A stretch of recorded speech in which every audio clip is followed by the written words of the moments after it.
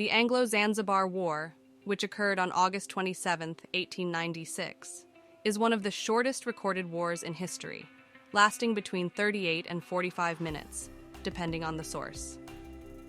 Despite its brevity, this conflict had significant implications for the region and marked a pivotal moment in the history of British imperial expansion in East Africa.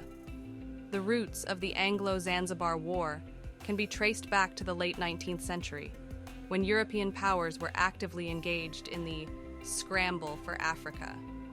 Zanzibar, an island off the east coast of Africa, held strategic importance due to its position as a major trading hub and its historical ties to the Arab world. At the time, it was ruled by Sultan Hamad bin Thawani, who was perceived as a pro-British figure. In 1896, following the death of Sultan Hamad, a succession crisis emerged. His nephew, Sultan Khalid bin Bargash, declared himself the new sultan without British approval, which led to tensions between the British Empire and the local Zanzibari authorities. The British preferred a more compliant ruler, Sultan Hamud bin Mohammed, who was seen as pro-British and aligned with British colonial interests.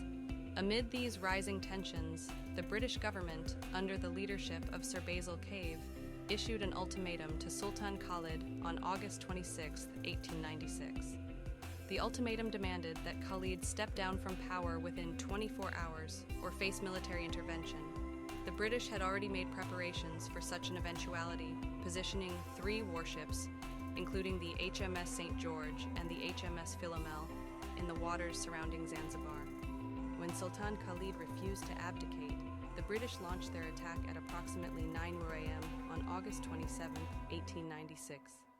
The British warships bombarded the Sultan's palace, which was the center of Khalid's resistance.